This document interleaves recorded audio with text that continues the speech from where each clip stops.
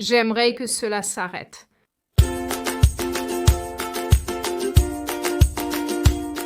Bonjour, je m'appelle Sydney Watson, bienvenue de retour en enfer. Et comme d'habitude avant de commencer, la vidéo d'aujourd'hui est sponsorisée par Fume et Friendship. Et comme les amis s'entraident, je vous invite à découvrir ma nouvelle marque de thé, Lions Tea Exchange. Même si vous êtes amateur de café, je vous conseille d'essayer car il est vraiment, vraiment délicieux. J'y ai mis beaucoup de travail et je sais que mes saveurs sont incroyables. Nous proposons aussi de grands sachets de thé pyramidaux avec de vraies feuilles de thé bien meilleures que ceux des supermarchés.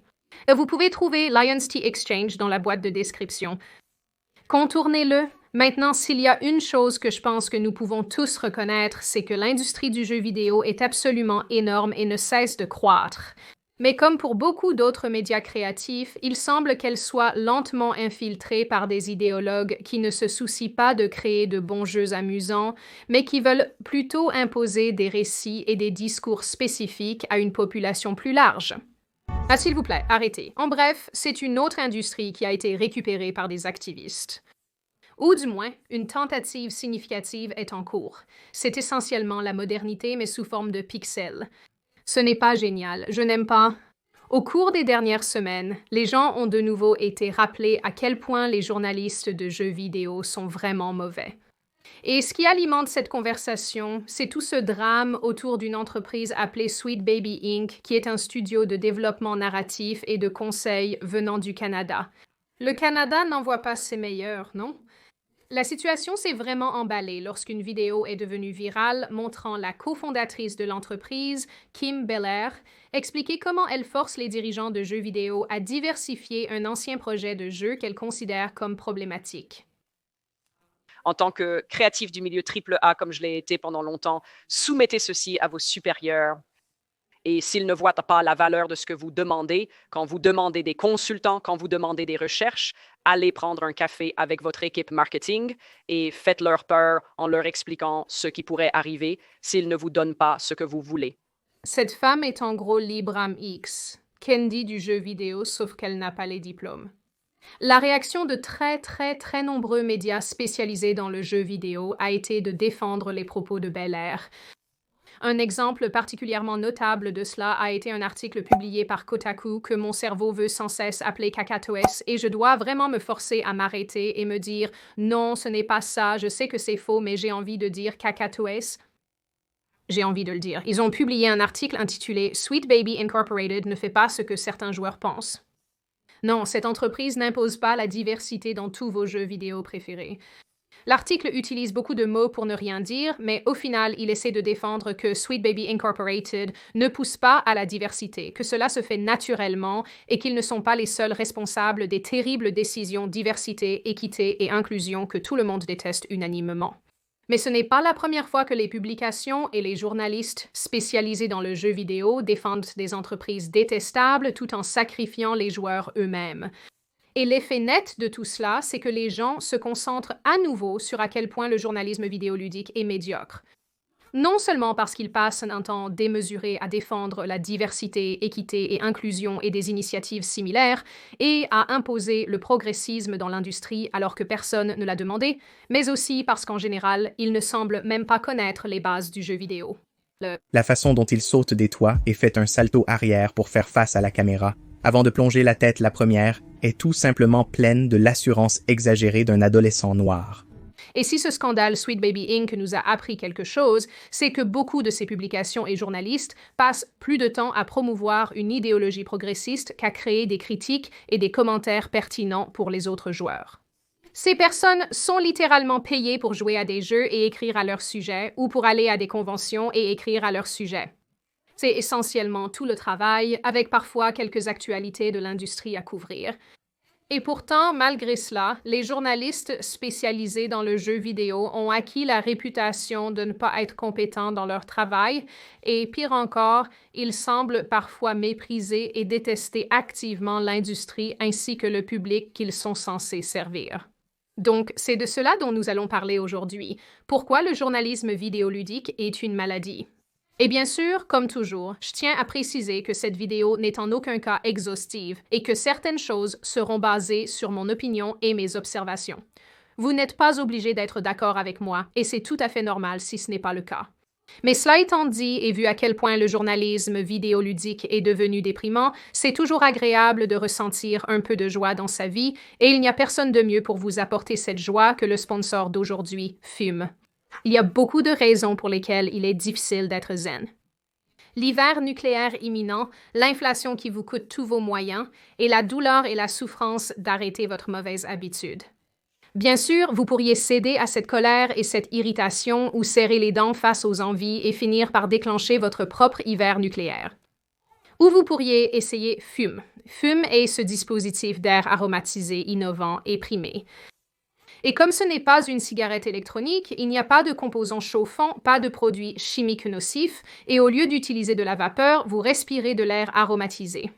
Et avec sa gamme de saveurs délicieuses, comme pamplemousse pétillant et menthe fraîche, qui sont mes deux préférés, c'est une façon naturelle et sans culpabilité d'arrêter votre mauvaise habitude. Tellement zen!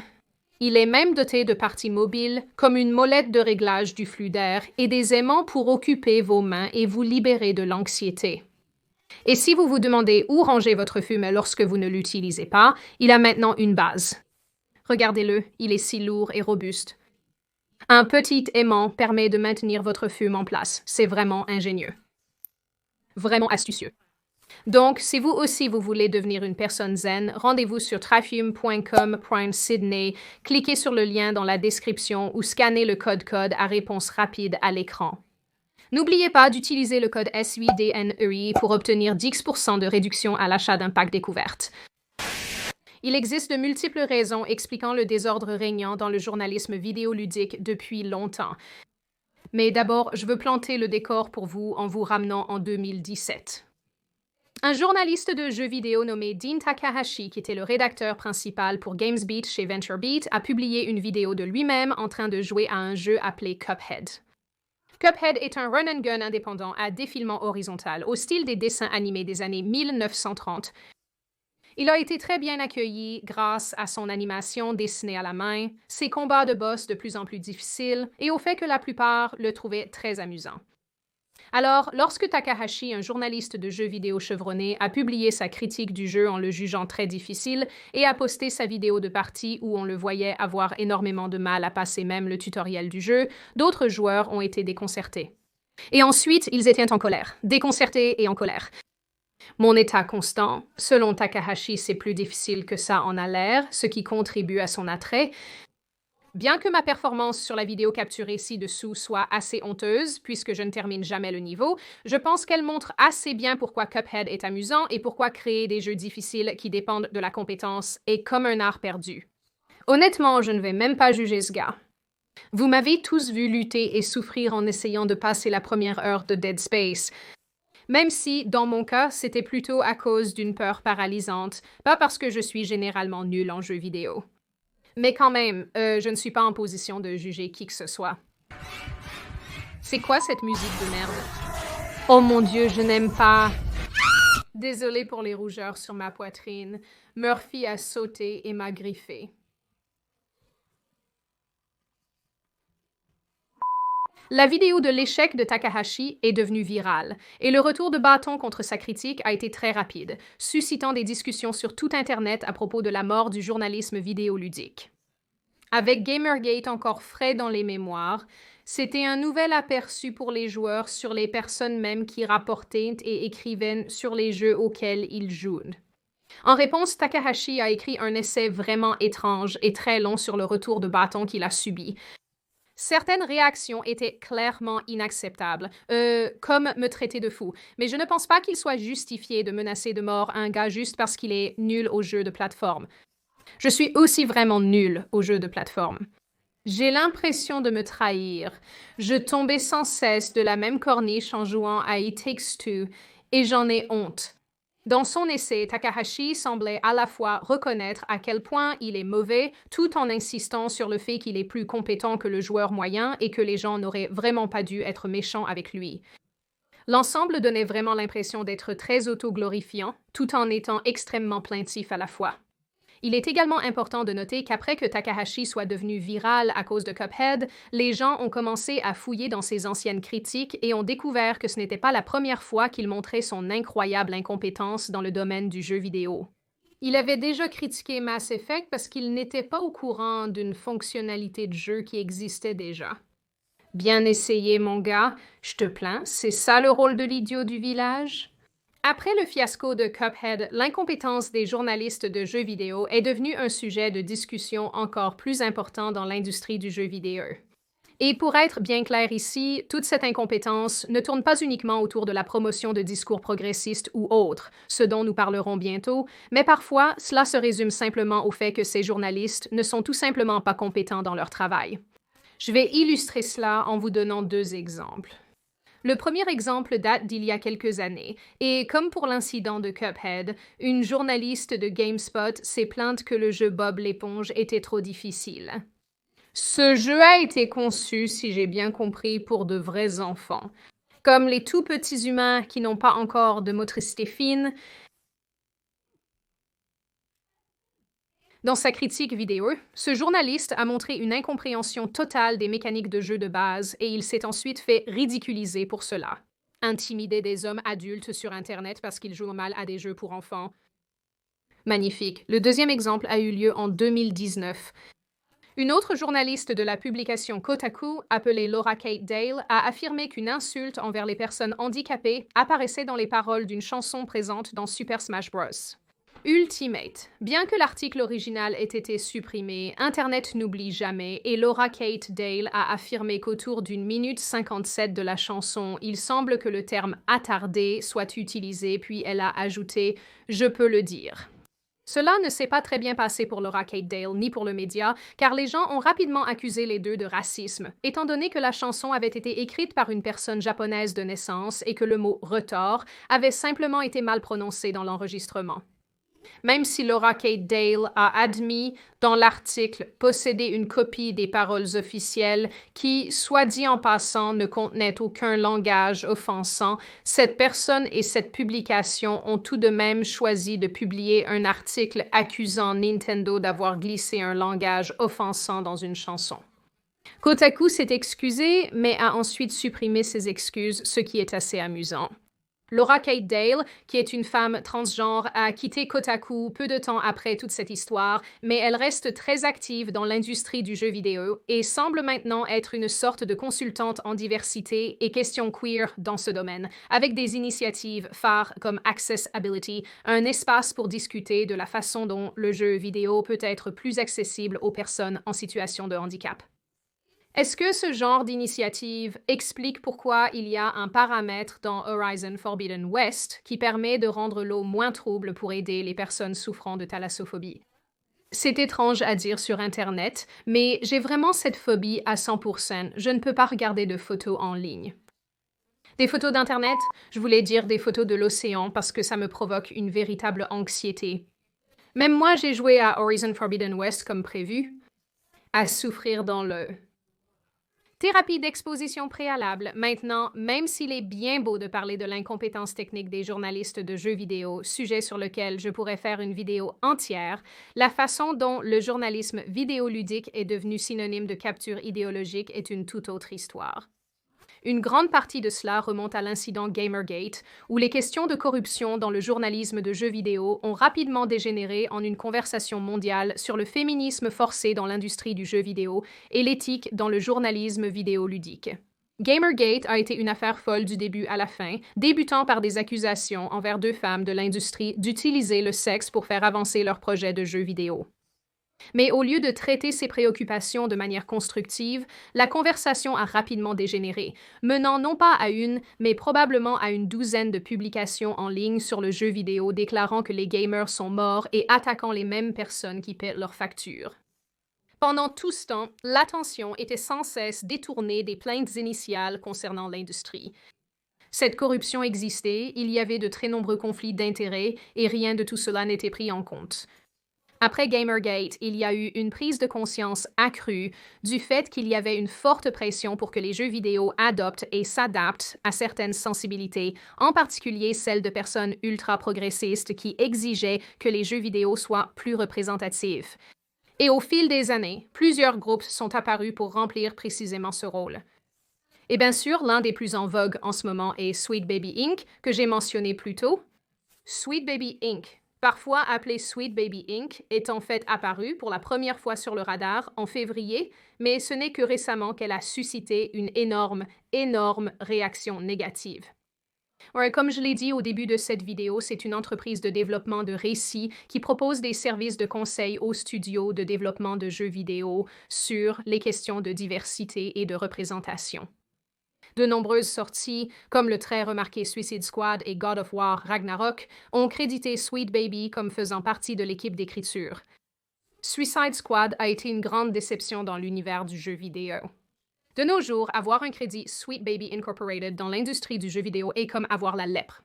Pas la lèpre du jeu vidéo dans le sens de vaincre la lèpre, mais dans le sens d'en être atteint et d'être évité, comme si on était dans l'Angleterre médiévale et que tu devais vivre sur une île colonie de lépreux parce que tout le monde te déteste. Je filme depuis beaucoup trop longtemps et les choses commencent à devenir bizarres à ce stade. Je suis désolée. En janvier 2024, après avoir remarqué ce qui semblait être une diversité forcée dans les jeux qu'il appréciait, un utilisateur de Steam du nom de Cabrutas a commencé à établir une liste de tous les jeux dans lesquels Sweet Baby Inc. était impliqué. Dans une récente interview, il a déclaré que cela s'était passé quelques mois avant la sortie de Suicide Squad. J'ai commencé à remarquer des schémas dans certains jeux, comme des femmes laides et des personnages masculins affaiblis pour que les personnages féminins paraissent plus forts. Le premier jeu où Sweet Baby Inc. a travaillé et où j'ai remarqué cela était God of War Ragnarok. Ceux qui ont joué à God of War 3 trouveraient étrange que Kratos épargne Thor en disant « Nous devons être meilleurs ». Ça ne correspondait pas au personnage. Pour le bien de nos enfants, nous devons être meilleurs. Oui, ça se tient. Blagues à part une seconde, je suis tout à fait d'accord parce que j'adore God of War, mais j'ai détesté God of War Ragnarok. Si vous me suivez sur Twitter, vous savez sûrement que j'ai tweeté à quel point je détestais ça et tout le monde m'a clashé en disant que j'avais tort. Et j'étais là, non, je n'ai pas tort. Et ça fait du bien de savoir que d'autres personnes ont aussi remarqué que pratiquement chaque personnage du jeu avait vu sa personnalité complètement détruite juste pour forcer cette espèce d'acceptation bizarre de mièvrerie amoureuse qui n'avait aucun sens pour moi. Ça n'avait de sens pour personne. On parle de panthéons de dieux qui ne sont tout simplement pas du genre à pardonner. En aucun cas, vraiment. Et tu veux me faire croire que soudainement, ils se disent le tous « Non, on doit s'améliorer et accepter nos faiblesses. » Non! Tu te trompes complètement.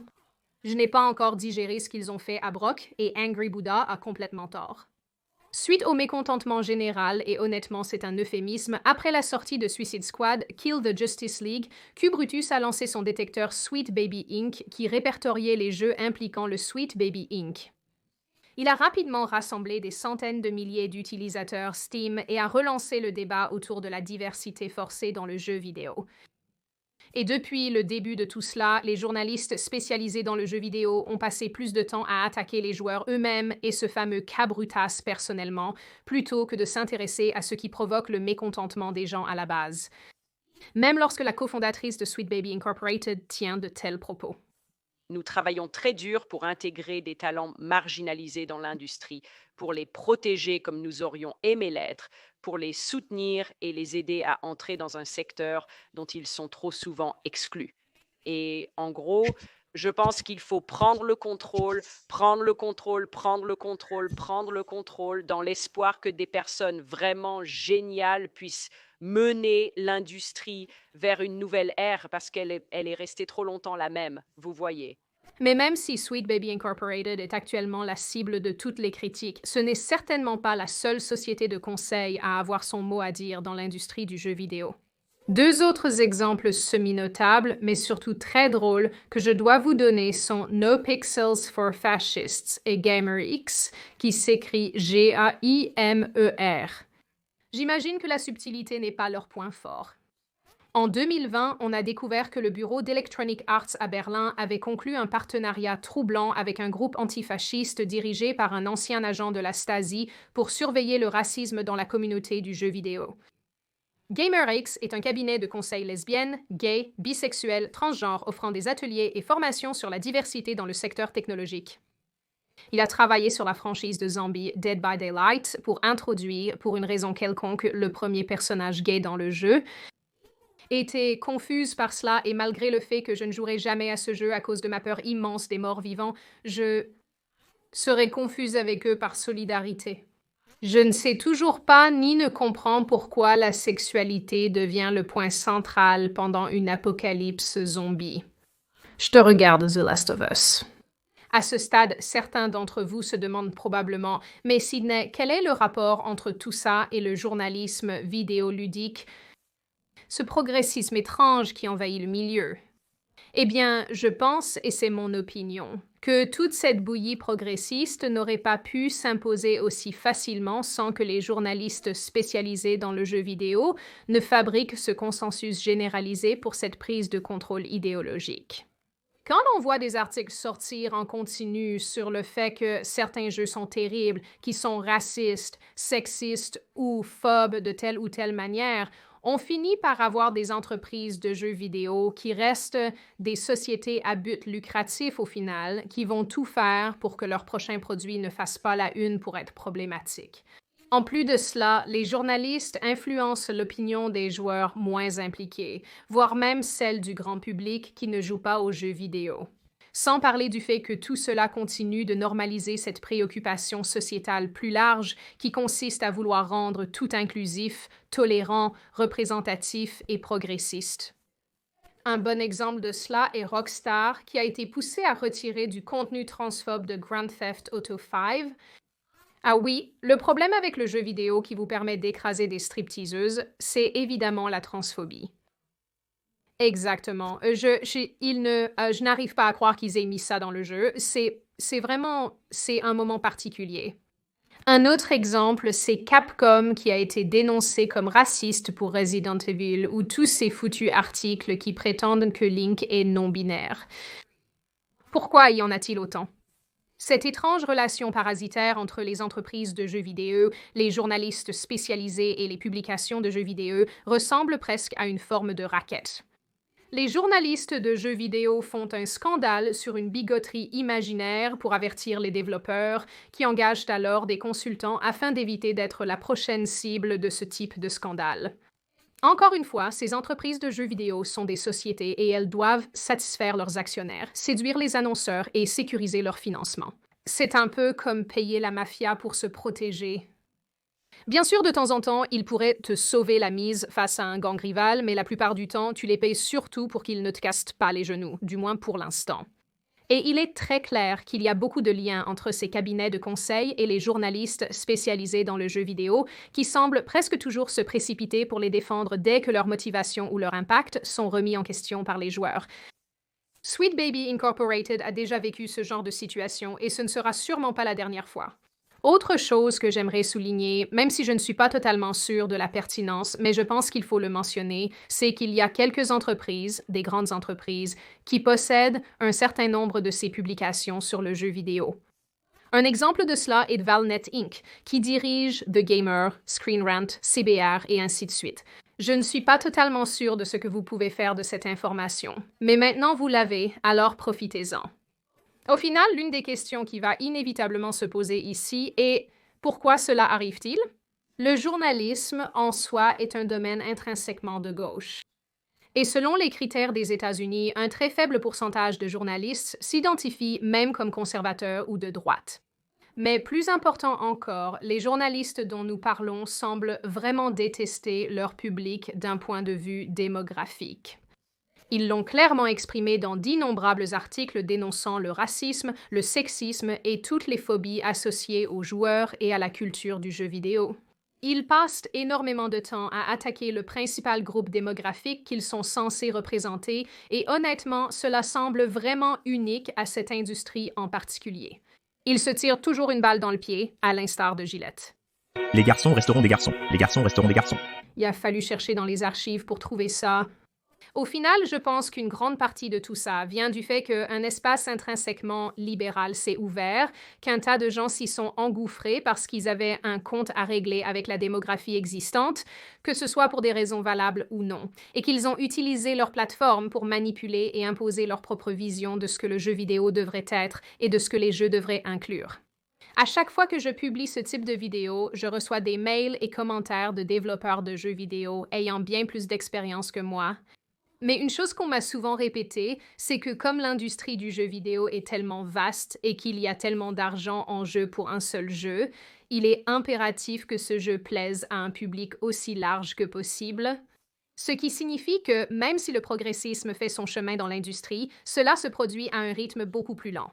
Donc, en gardant cela à l'esprit, et personnellement, je trouve vraiment assez incroyable de voir à quel point de nombreuses publications et journalistes spécialisés dans le jeu vidéo sont ouvertement et agressivement de gauche et progressistes, parce que je ne suis pas vraiment sûre de savoir à qui ils s'adressent. Les jours où le journalisme de jeux vidéo se faisait dans de vrais magazines comme Nintendo Power me manquent, et la seule chose dont ils se plaignaient, c'était que jouer avec Oddjob dans GoldenEye, c'était de la triche. Je voudrais conclure cette vidéo sur une note un peu plus positive pour celles et ceux d'entre vous qui sont comme moi, qui veulent juste jouer sans la politique. La bonne nouvelle, c'est que peu importe ce que font ou disent ces journalistes de jeux vidéo, il semble qu'une immense majorité de joueurs s'en fichent complètement. Nous, on s'en fiche. Ils se sont plaints que Hogwarts Legacy favorisait la transphobie, et pourtant le jeu a été un énorme succès. Ils se sont plaints que Kingdom Come Deliverance était raciste, même s'il se déroule dans l'Europe du XIIIe siècle, et le jeu s'est vendu à plus d'1 million d'exemplaires. Ils se sont plaints que l'un de mes jeux préférés, même si les anges me font très peur, Far Cry 5, n'était pas assez politiquement correct, et il est devenu le 2e plus grand lancement d'Ubisoft. Il n'a jamais été aussi évident que ces personnes ne comprennent fondamentalement pas les joueurs, ni ce qui les intéresse, ni ce qu'ils veulent. Mais il n'a jamais été aussi évident non plus que la majorité d'entre nous s'en fiche et continuera à apprécier les jeux que ces personnes continuent de critiquer. Évidemment, cela ne résout pas le problème du progressisme rampant et de ces cabinets de conseil complètement fous, mais c'est déjà quelque chose. Et au final, pour ma part, je pense que c'est une bonne chose que beaucoup de joueurs continuent de faire ce qu'ils veulent, malgré toute la négativité qui vient du milieu du journalisme vidéoludique. Et au moins pour l'instant, je pense que c'est vraiment une très bonne chose. Avant de vous donner la parole, je vous rappelle simplement de jeter un œil à Fume en utilisant le lien dans la description. En utilisant le code Sydney lors de votre achat, vous obtiendrez 10% de réduction sur un pack Journey. Et n'oubliez pas de découvrir ma marque Lions Tea Exchange avec le lien en description. Cela compte vraiment beaucoup pour moi que tant d'entre vous aient eu une réaction aussi merveilleuse et positive, et savoir que vous aimez le thé me rend extrêmement heureuse car j'ai vraiment travaillé très dur sur ce projet. Donc, vos commandes et vos retours sont vraiment très importants pour moi. Maintenant, je vous donne la parole à tous. Qu'en pensez-vous? Êtes-vous un joueur qui souhaite simplement que ses publications sur le jeu disparaissent? Êtes-vous d'accord avec elles? Êtes-vous un joueur qui pense qu'elles ont peut-être raison et que nous devrions apporter des changements dans l'industrie? Que pensez-vous de ces cabinets de conseil comme Sweet Baby Inc. et de tout le scandale qui entoure cette entreprise, ainsi que de toutes les critiques qui leur sont adressées? Êtes-vous d'accord avec mon analyse selon laquelle il s'agit en quelque sorte d'une relation étrange et parasitaire entre les entreprises de jeux vidéo, les cabinets de conseil et le journalisme spécialisé dans le jeu vidéo? Que c'est une situation qui ressemble à celle d'une mafia? Et qu'en pensez-vous globalement de cette question? Comme d'habitude, félicitations d'être arrivé jusqu'ici. J'adore vous avoir avec moi pour ce voyage. C'est un plaisir de vous savoir là. Si vous n'êtes pas encore abonné et que vous souhaitez voir plus de ce contenu, n'hésitez pas à vous abonner, à liker cette vidéo et à commenter. Je lis la plupart de vos commentaires et j'apprécie vos retours. Et bien sûr, prenez soin de vous, faites de bons choix et je verrai vos jolis visages dans la prochaine vidéo.